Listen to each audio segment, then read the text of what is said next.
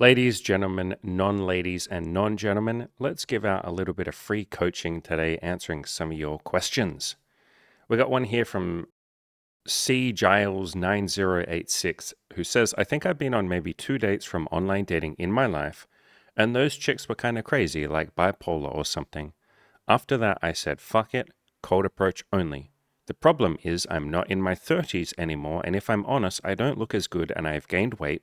And even if I lose the weight, which I want to do solely for me and my health, by the way, I still don't look as handsome and fresh-faced as I used to. But I still like the 18 to 28-year-old birds best, and I can't deny that. Shit, man, what do I do? Well, the first thing that I ask people in my coaching program is, what do you want to do? And it's funny that you start out by saying, the problem is I'm not in my 30s. Why is that a problem? It's an opportunity. And when we label something as a problem, make it bigger than it actually is, then we feel like we have to procrastinate. We feel paralyzed. We feel like I can't do this. It's a big problem. Why is it a problem? There are so many women out there who like older men. It's such an obvious fucking trope that you see everywhere. Girls with daddy issues, girls that like older men. It's like so unbelievably common and has been maybe since the dawn of human history.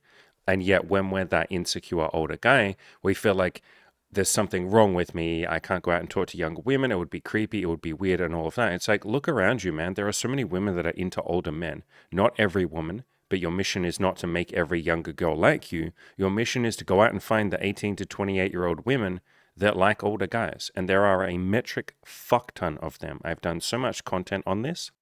Most recently, this video here, why my girlfriend prefers older men, and I literally talk about how there are lots of women that like older men. When I met my lovely girlfriend Emmy, she was 18, I was 30, almost 31, but I was 30, so 12 years older than her.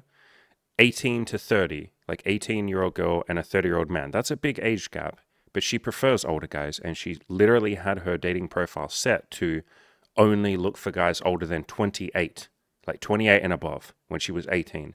I am also dating, or we are dating together, Bronwyn, who is, I think, 23 at the moment. And when we met her, she was like 19. When we first met her, she was 19. I've slept with so many 18-year-old women, so many 19, 20, 21, 22, whatever. And so many of my coaching clients are older too. I recently did a call with a guy who's in his 50s. He's 55. And he likes, I think he likes women of all ages, but he's not against younger women. And there are lots of younger women that will like him. And so if you go out there and try and find the women that like older guys, you will find a metric fuck ton of them. Yes, you will find some who don't like older guys. Great. Like, they're not going to talk to you. They'll make it really obvious that they're not into you. They won't match with you on a dating app. They'll talk to you for all of 5 seconds in person. They'll be nice to you, but they'll say, no, thank you, I have a boyfriend. And then you'll leave. And so it doesn't have to be this big deal. But like I said, there's like so many of these videos I've done. Just search on my channel for the word old. There's this one here, insecurity is an older guy, blah, blah, blah. Do women like older guys? What to do if she says you're too old for me? It's too late, I'm too old. This guy, Ravi, lost his virginity at 30 years old. This one here will probably help. Women are actually really nice. The point is, I've done a lot of content on if you feel like you're too old, but you're never too old. The only day or the only moment you're too old to go and hit on people is the day you take your last breath and you die. That's when you're too old to go and hit on other people, especially if you pair this with what we talk about on this channel, which is being super chill, being super nice, being respectful. You walk up to some women, you're like, hey, you're really cute. Are you single? Blah, blah, blah. If she says no, thank you, you're like, sweet, I hope you have a beautiful day. It was nice talking to you. All the best. Like, if you're doing that, you got nothing to worry about, man. Like, beautiful things can happen. So yeah, you say, what should I do? What do you want to do? Do you want to go and hit on some younger women? Great. Do you want to lose some weight? That sounds amazing. Do that. Like, nobody's holding you back. And we do this thing, don't we, where we go, I can't take action. It's out of fear, but we're like, I can't take action because I'm too old, or they'll think I'm too old, or blah, blah, blah. As if women or society or something is standing there holding you back from your dreams. And all of you do this. Like, we all do this. I do this too sometimes. You make excuses and you make barriers to success, and you say, society won't let me, women won't let me, the government won't let me, my friends won't let me, my age won't let me, like I'm too old, my height won't let me, because I'm too short, then I can't go and hit on women, so that's a barrier. It's like, you just invented that. You literally constructed the walls of your own prison. You put the bars on the cell, and then you say, I'm trapped. I'm in prison. I can't go and hit on younger women. I want to, but I can't.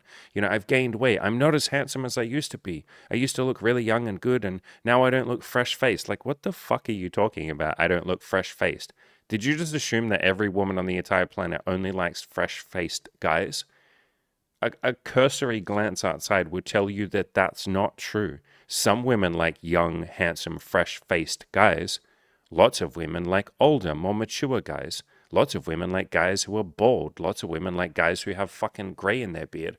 You probably can't tell on the camera, but I'm starting to get some gray in this beard. And I've asked a bunch of women, and what do they say? They're like, oh, I think it makes you look distinguished. It looks handsome. And so you've made this barrier to your own success of like, oh, I don't look handsome, therefore I shouldn't hit on women. It's like, what the fuck are you talking about? I don't look as young as I used to, so I shouldn't hit on women. What about the women that don't like young looking guys? Imogen is one of those people, like I talked about in this video, why my girlfriend prefers older men. She literally doesn't like guys that look baby-faced. It is a big turn-off to her.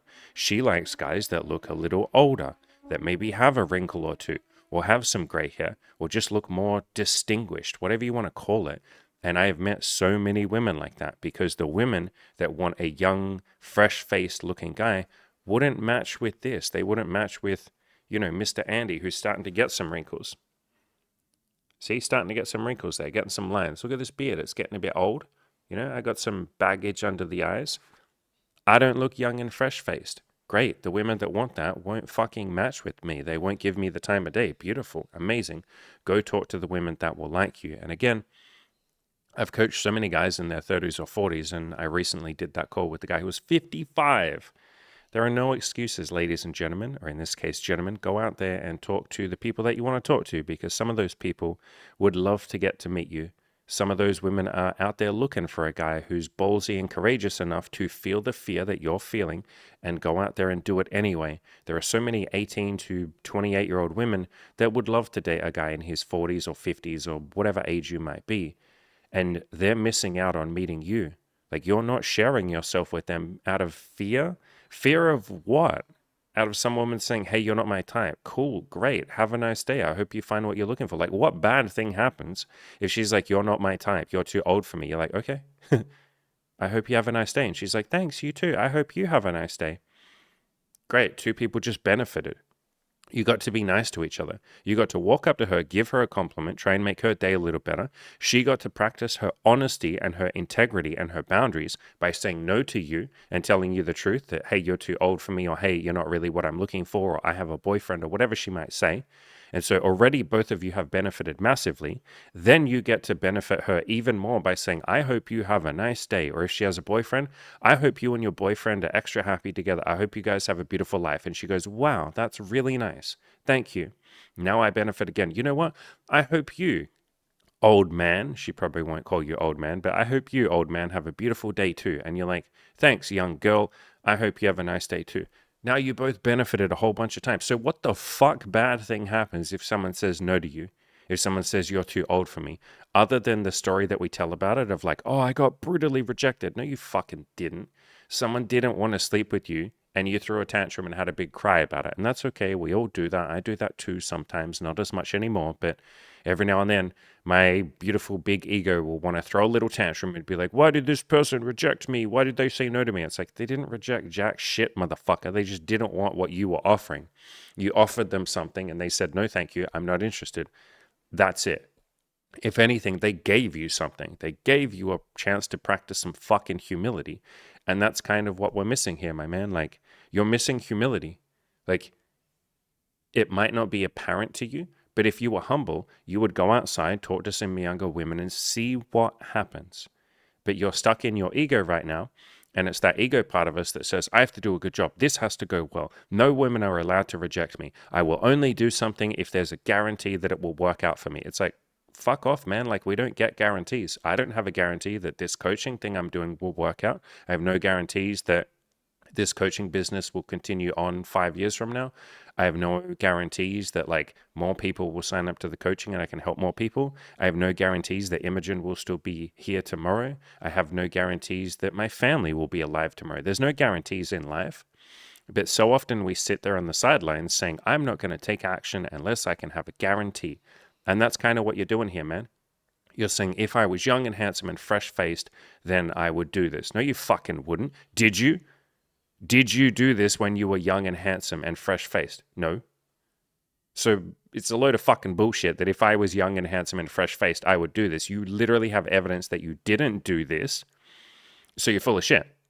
Or we say, if you could guarantee me that no women would reject me and that it'll be nice to me and blah, blah, blah, then I would do it. No, you fucking wouldn't. You'd still feel the exact same amount of fear. And so stop looking for guarantees. And, I'm saying this as a general statement to all of you. Stop looking for fucking guarantees that every woman will say yes to me, or my business will work out, or I won't get rejected. It's like life doesn't give you fucking guarantees. It's that ego part of us that's like, I'm not going to give myself permission to suck. I'm not going to go out there and risk looking silly. No, I'm too good for that. It's like, you think you're too good for getting rejected. That's basically what your comment is. I'm too good to have any woman say no to me. No, you're fucking not. Go out there and have some women say no to you. I promise you, the more that you hear the word no, the more okay you will be with it. And eventually you'll see it as a beautiful thing. You'll be like, isn't it cool that she saved me time by saying no? Isn't it cool that she saved herself time? She just gave us both a gift, the gift of honesty and integrity. Isn't it cool that she's able to show me such strong, integrous boundaries? Maybe I can learn from that. She doesn't want to date me or sleep with me, and she was able to just tell me that.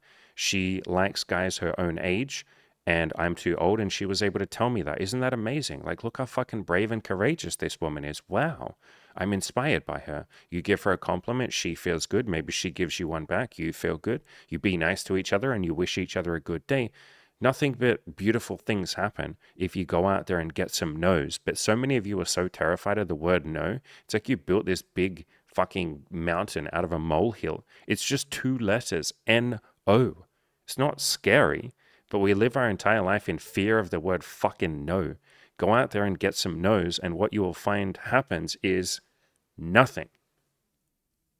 What I mean by that is someone says no to you, and you're like, oh God, what's going to happen? The world is going to fall down. And then nothing happens. She walks away. And then you're standing there, and maybe you feel some emotions. You're telling stories of like, I got rejected. Oh my God, I feel so bad. How could she humiliate me? Once you get over yourself and become a bit more humble, which takes practice. I'm not perfectly humble. We're all on this mission together. But once you get the fuck over yourself and realize that not everyone needs to say yes to you, then you're standing there, she's left, and you go, I guess the street looks exactly the same way as it did 5 seconds ago, before she said no. The sky is still blue. The earth is still rotating around the sun. The sun is still rotating around the black hole at the center of our fucking galaxy. Like, nothing bad happened. Everyone's just carrying on their business. The world will keep on turning. Just because I heard one fucking syllable that sounds like no, nothing bad happens. And so when you get the fuck over yourself, and, I can take this advice too. I'm still getting over my big, beautiful, juicy ego. When you get the fuck over yourself, you realize nothing bad happened. Again, it's that ego part of us that's like, I can't handle the word no. It's like, so what? Everyone should just fucking say yes to you all the time. Do you say yes to other people? And this is why I say introduce some humility. Do you say yes to every single woman that has ever been interested in you? Fuck no, of course not. No, that would mean you have no preferences. So are you wanting every other woman on the planet or every woman on the planet to have no preferences and just say yes to you because you're too precious to ever be told no?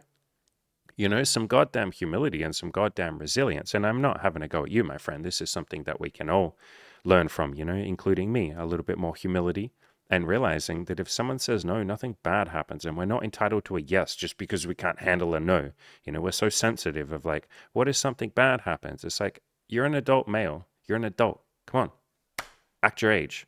Act like a fucking adult. If someone says no to you, nothing bad happens. Walk up to some of these women, share your beautiful self with them. Say hello, keep losing the weight, but go say hi to them while you're losing the weight. Don't worry about the fact that you're not as handsome and fresh-faced. Like, what an argument with reality. Like, what happens when we get older? Yeah, our face doesn't look as fresh-faced, especially if we've gained weight.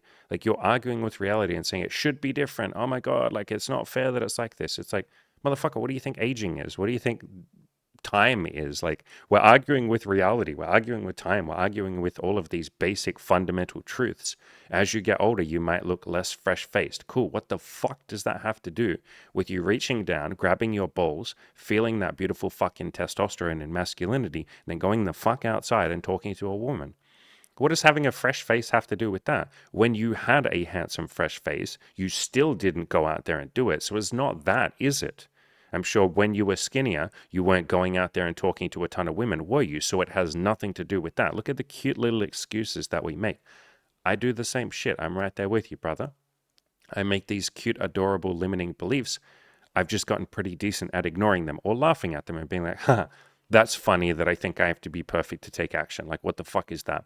Even if I was perfect, I would still feel the fear, and it is the fear that is holding you back. It's not your lack of a fresh face. It's not any of your height. Any of you listening, it's not your height. It's not your race. It's not your age. It's none of that bullshit. It's the fear.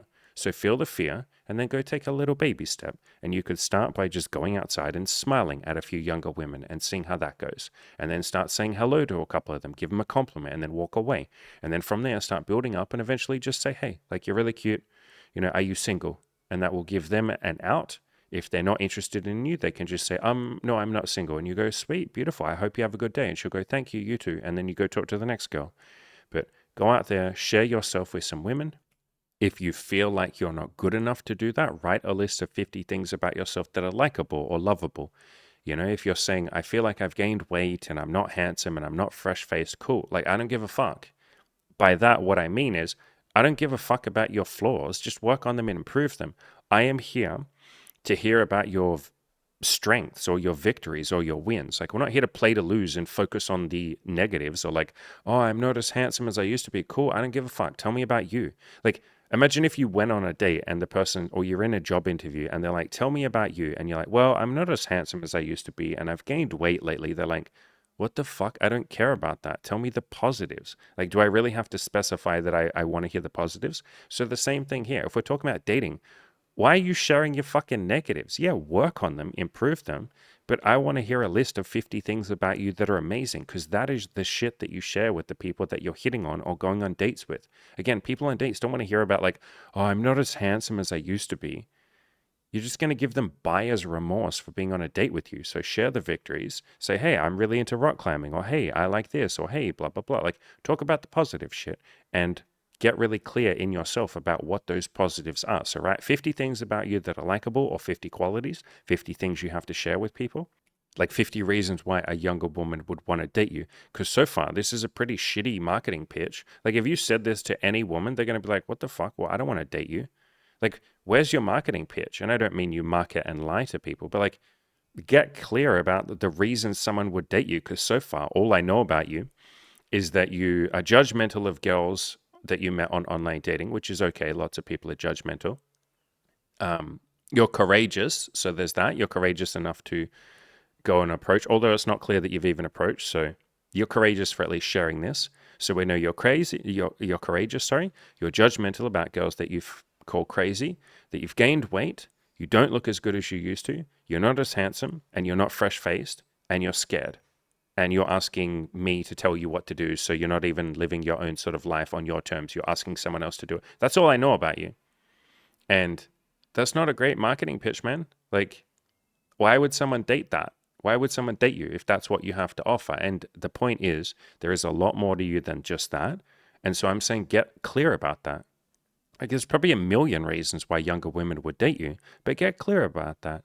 Write them down. If you want any help with that, like, jump on one of those $200 coaching calls with me and we can go through all the reasons why someone would date you. Like, I'm happy to help you flesh that out, or I'm happy to give you more motivation, man. But yeah, like, go out there and talk to some women, dude. Like, there's a lot that you have to offer them. You're just too busy, like, beating yourself up and saying, I have nothing to offer them, and I'm not handsome, and I'm old, and why would someone date me? Like, if you can't think of any reasons, or if you're not going to say any reasons why a woman should date you, then why the fuck would any women date you? So get very clear about what it is that you have to offer.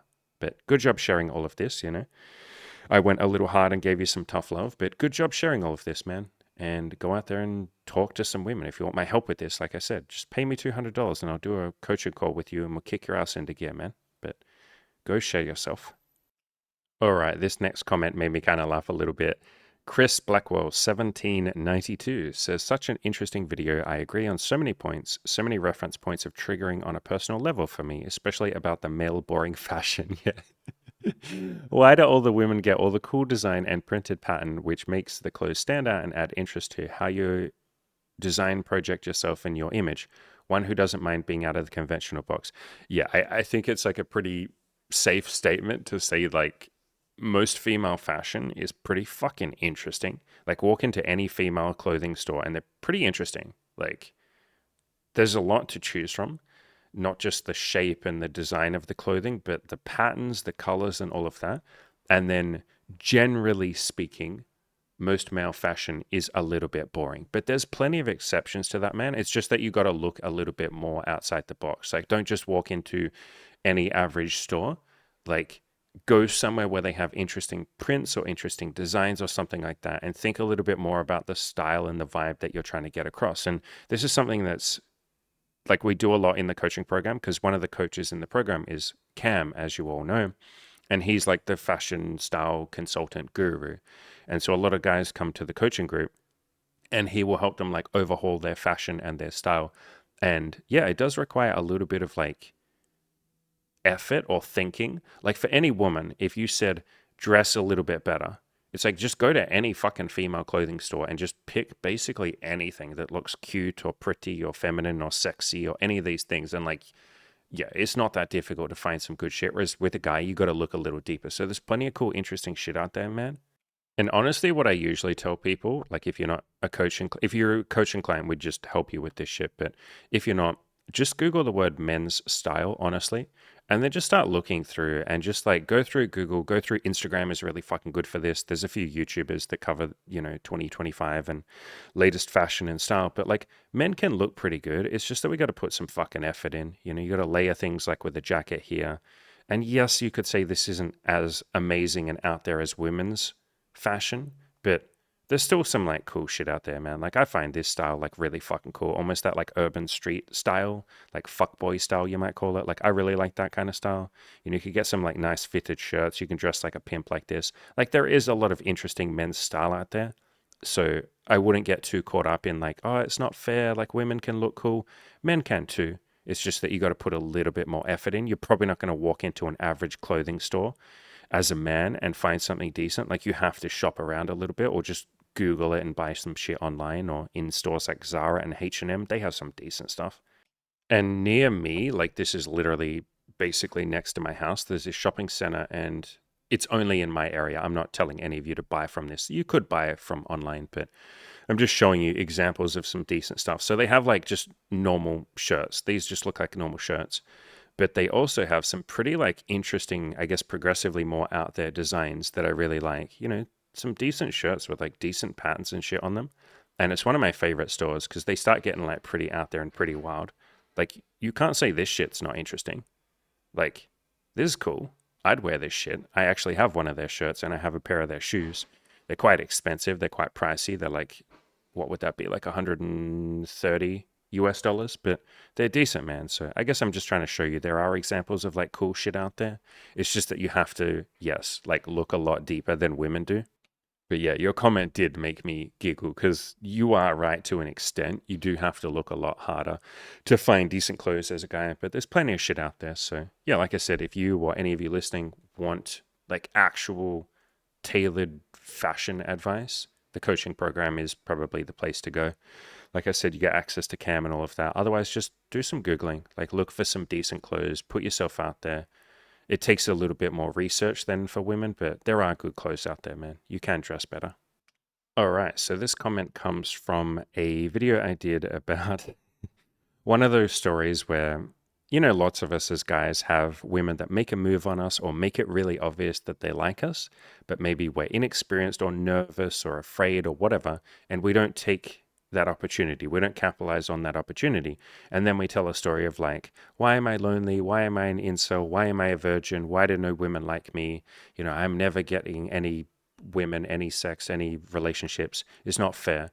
And it's like, if we're honest, we can admit that there's probably fucking 2, 3, 4, 5, in some people's cases more, examples throughout our life of women that made it really obvious that they liked us, or we at least had an idea that maybe there's a chance with them, but we didn't capitalize on that. We didn't ask them out. So this commenter, I'm not even going to try and pronounce your name, says, I indeed have stories to tell about women who opened up towards me in an intimate way, but where I ignored them.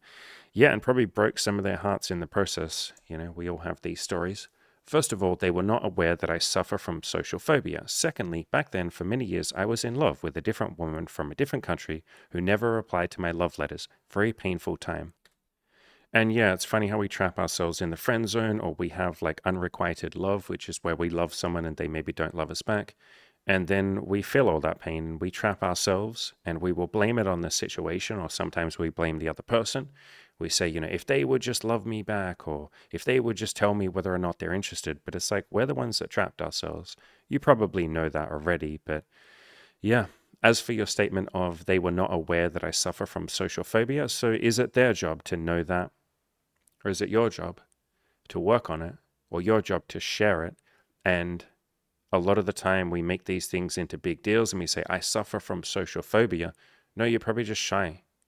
As someone that was literally a very agoraphobic, depressed, suicidal, I've shared my full story on my channel. You can just search for the word depression, and I have a big video, like 2-hour-long video explaining all of that. I was just a shy boy who didn't talk to people. But we often label it as a thing, like I suffer from social phobia, and we make it this big tangible thing, which means that we don't improve it because we're like, well, I can't. It's this thing that's immutable, it's immovable. I can't fix it. I can't work on it. I have social phobia. No, you're probably just shy. And so how do you work on that? The same way that every other human being does. You feel the fear. You go outside and you take some baby steps with exposure therapy. At first, you just walk around outside in public. You don't have to talk to anyone. You don't have to look at them, but just be out in public. 10% more than you were yesterday. And each day, keep building that, 1 or 2% more than you were than you did the day before.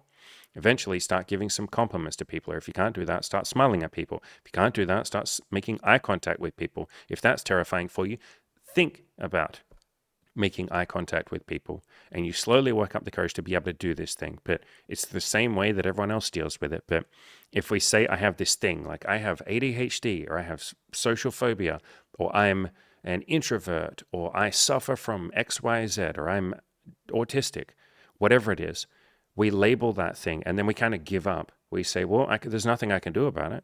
What can I do about it? I have anxiety. I'm anxious. It's like, okay, what are you going to do about it? Well, nothing, because I can't, because I'm anxious. I have anxiety. I have clinical anxiety. I have bipolar disorder. I have social phobia. Like, we love labels because they keep us safe. They keep us from having to change. They keep us from improving.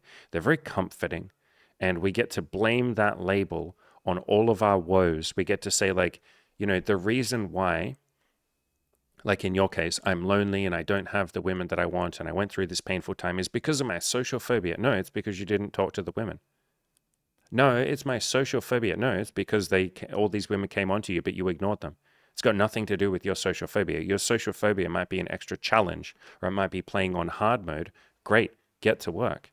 And the same thing with like blaming this woman, I was in love with this woman from a different country. She didn't reply to my love letters. It's like, okay, well then you chose to sit there and be painful or be in pain. And you didn't know that you were doing that. That's not to blame you or to, blame you. But let's take responsibility here. Like, it's not the social phobia. It's the fact that you didn't go out and talk to some women.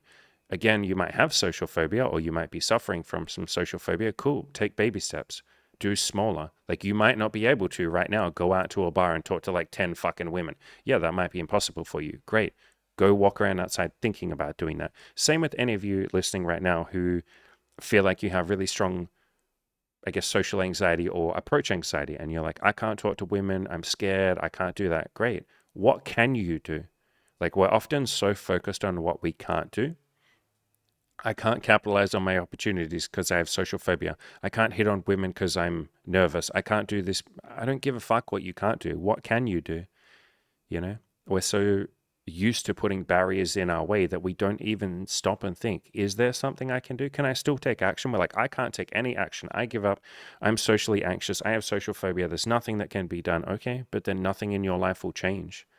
You'll be exactly the same way you are, maybe even more in pain, because as time goes on, that pain just builds. These stories just build. So either go and take some action or own the fact that you're choosing not to. But it's not the social phobia. It's not your height. It's not your race. It's not your age. It's none of that stuff. Those are just very convenient excuses that keep us safe. And that's not me blaming any of you.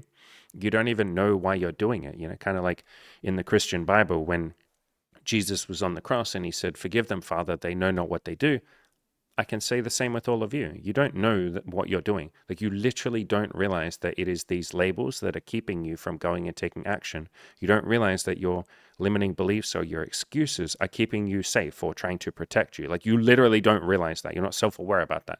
Lots of you are, because you've listened to the channel for long enough, or maybe you've heard other people tell you the same thing. But these labels and these limiting beliefs and these, I guess, labels that make us very small, they're there to try and make us like withdraw and protect ourselves and get really small, so then we don't have to go out and do the things that maybe scare us. So they're protective labels, but ultimately they keep you sad, they keep you complacent, and they keep you from being the great, big, powerful, amazing, limitless person that you are. Because I can see the potential in you, man. Like, look at this incredible courage that you have to share this. You're already courageous. You've been incredibly vulnerable here. This is amazing. Imagine if you were just 1% this vulnerable with some of the women. Imagine if you were just 1% this courageous when it comes to going outside and talking to some of them. Or if you can't do that, think about talking to them. If you can't do that, sit at home in the comfort of your safe couch or the walls around you and the ceiling and the floor, and think about going outside. That's courageous. That's taking action. So there is always something you can do. I can see the courage in you. I can see that wonderful, limitless, abundant, beautiful man that's inside you that wants to come bursting out. It's just about taking some little baby steps. And obviously, if you want my help with this, we have the coaching program. You're welcome to jump on a $200 coaching call with me if you want to, but you're capable, man. You're just right now, I assume right now from your comment that you're not taking action. So what if you went outside and just took the smallest possible baby step that you could possibly take? I think you'd find the entire world changes. And on a different video, the same guy, you left another comment, and this was on a video on how to go outside, how to go on dates, how to meet some women. If you struggle socially or you call yourself an introvert and you say, "Andy, thank you for speaking about this topic." Yeah, man, as I said, like, you're absolutely capable of sharing that wonderful you with some women, and some of them would absolutely fall in love with you. They just don't know you exist. And it's up to you to put yourself out there, say hello, capitalize on some of those opportunities that it sounds like you've already been given in the past, like women that made it apparent that they like you. All you really have to do is say, "Hey, I like you too. Would you like to go on a date with me?" That's it. You don't have to be good at this. It's not complicated. I know you're probably very afraid. You have all these emotions, these doubts, these limiting beliefs, and all of that. I get that, man. But like, you're capable of doing something, even if that something is the tiniest little baby step of like just thinking about going outside and talking to some women, or just contemplating installing Tinder. If that's all you can do, then just do that. Literally, if all you can do is spend 1 minute today thinking about what it might be like to install Tinder, good. Spend that minute thinking about that. That would be incredibly productive. And then tomorrow, maybe you'll work up the courage to install Tinder. Maybe it takes you 2 weeks to work up the courage to install Tinder. Amazing. Spend that 2 weeks working up the courage. Then when you do it, you'll feel like an action hero. You'll be like, "I can't believe I did this. This took me 2 weeks to install the damn app. How amazing is this? Wow, I'm courageous." And then maybe you'll spend the next month working up the courage to take one fucking picture for your dating profile. And it will be one shitty selfie. You'll just get your phone. You like, make myself big here. You'll hold the phone up, you go, boom, there's a shitty photo. Cool, I did it. It's not going to be a good photo. It probably won't get you any matches, but congratulations, you took your first photo. Then work up the courage to take another one. Like, take some baby steps. Be humble enough to just take the first few baby steps rather than thinking like, "I have to overcome my social phobia." Or, like the previous commenter, "I have to be young and fresh-faced, and I can't be too old, and I have to lose weight." It's like, be humble, guys. Like, so many of you are so, I don't know, you're missing the first step that I say with success, which is give yourself permission to suck. You're like, "No, I'm too good to suck. I'm only going to go and talk to women when I'm super extroverted and I'm confident and I'm fresh-faced and I'm young and I've lost weight and I'm handsome and I dress really well and I look like a god. Then I'll go talk to women." No, you fucking won't, because you'll still feel the exact same fear. It doesn't change anything. You'll still be exactly the same, like, as fearful. And then at some point, you're going to have to get over that fear to go and do it. And so I say skip all that bullshit. Like, yes, improve yourself, of course, but talk to women or start the process of talking to women while you're improving yourself. Like, work on your appearance, work on losing weight, work on grooming, work on all that shit, work on your confidence while you're also going outside and walking around thinking about talking to women or smiling at a couple of women or saying to a few women, hey, I love your shoes. And she's like, oh, thank you. And you're like, yeah, have a nice day. Like, practice something, some sort of socializing. You know, if you feel strong social phobia, work on that. I have a ton of content on how to make friends. Just search for the word shy on my channel and you'll see this video. Shy guys, this is for you. There's also an entire playlist called Friends and Social, and I literally have some videos in there on like how to make friends and stuff like that. There's a bunch of stuff in there on like, especially if you're shy, like how can you start making friends and meeting people? But again, good job sharing, and I've probably said this a bunch, but I think all of you were incredibly brave for sharing your shit, sharing your fears, sharing your limiting beliefs, and I hope it never comes across that I'm attacking you or bullying you or being hard on you. You know, sometimes I give a little bit of tough love. I think today was one of those days. But I hope it's obvious that that comes from a place of love because I can see the potential in all of you.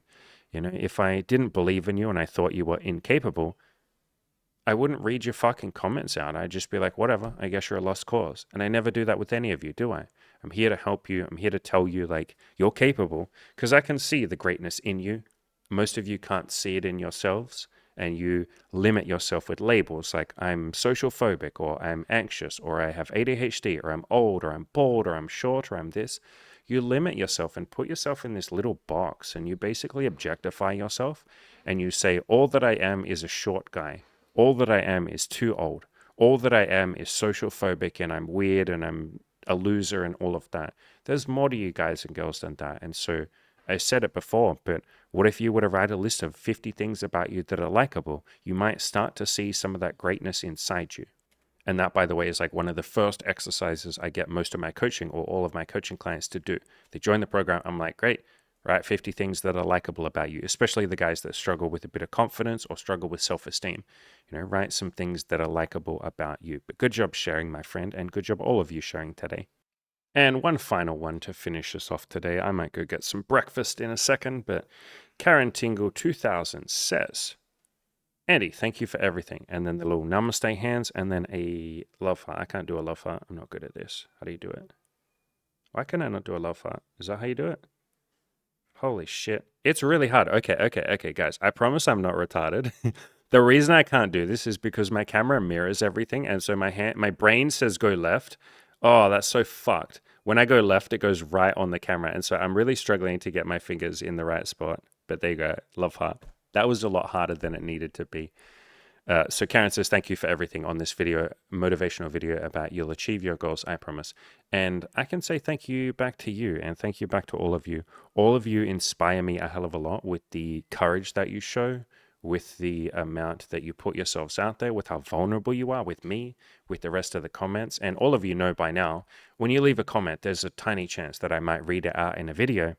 That's incredibly brave of lots of you. Like some of these videos get a couple thousand views, lots of them, you know, get like 500 views. But even that, a video that doesn't get a massive amount of views still has like 300 to 500 people watching it. It's incredibly courageous of all of you to share your limiting beliefs, share your fears, share your doubts, especially because some of the stuff you guys and girls are opening up about is like very vulnerable shit that you probably haven't told a lot of people. Like, hey, I feel heartbroken, or hey, Andy, here's my biggest insecurity. Please don't bully me about this. And so I hope it comes across that I'm not bullying any of you, even when I give you tough love. But you're sharing the like dark, I don't think it's dark, but you might think it's the darkest parts of your soul. And you're sharing the shit that you're embarrassed about, or that you regret, or that you're scared of, or that you're afraid to admit. And so I am constantly inspired by all of you. And so, you know, Karen saying there, thank you for the video. No, motherfuckers and motherfuckettes, thank you for sharing yourselves with me. Like, part of the reason, maybe the entire reason why I do this and why I find such joy in this is because you all constantly fucking surprise me with how courageous you are, how impressive you are. You know, I wrote this in my coaching group this morning, and this is relevant to all of you too. So I was saying this to my coaching clients, but it absolutely applies to all of you. I said to my guys and girls in there, you're all doing an amazing job of being you. I'm constantly in awe of all of your courage, your tenacity, your ability to pick yourself back up after a fall and just keep on going. You guys inspire me daily. Thank you. So I'll say all of that to all of you. Like, thank you for constantly inspiring me. Like, I really genuinely mean that. Like, often I think you guys and girls are more courageous than me. And it's funny because a lot of you probably think the opposite. You probably think, like, wow, Andy's courageous. Otherwise, how would he have had sex? How would he have built this website? How would he have built his YouTube channel? How would he have done all of that stuff if he wasn't courageous? It's like, you guys and girls are the ones that feel this insane fear at times and all of this terror and these limiting beliefs. And you feel so small sometimes. You feel like you're not good enough. And then you fucking share that with me. And then you go out and you take action despite your fears. Like, that's courage. And so I feel fucking privileged. I feel grateful. I feel blessed that I get to sit here and talk to all of you and share this space with all of you, share this earth and share this air with all of you. I honestly feel fucking privileged. I feel goddamn blessed that people pay me for this shit, that people come to my coaching and they go, hey, Andy, here's a big amount of money. Or if they take a payment plan, here's, a decent chunk of money that I'm going to be paying back for a year or two. Like, thank you. And I'm like, no, motherfuckers, thank you. Like, thank you for all of this. So I feel blessed. I'm super grateful for all of you. Obviously, if you want help with anything really, the coaching program is down there below. Like I said, we have payment plans. I'm happy to jump on a free call with you. We would love to build you that beautiful life of abundance and joy, but you're all doing a fucking fantastic job. Keep being you, because who you are is pretty freaking fantastic. What a nice, juicy shot of motivation when it comes to making money. Check out what these absolute legends have done in our coaching program. Laz more than doubled his monthly income from $25,000 a month to $45K a month. Dimitri started his own business and earned his first $500 within his first 2 months. Ravi followed in my footsteps and created his own kick-ass coaching business, motivating other people and changing the world. Joe started his own successful photography and dating business, quitting his job and earning tons of money, all while helping guys get the dating life they've always dreamed of. None of these people are special. Come and join our coaching program and have us save you years of figuring out the business world yourself. You deserve to have money. You deserve to have a big, sexy, fat bank account, and we'd love to help you make that happen. Click the link in the description below to the coaching program. We can't wait to see you there.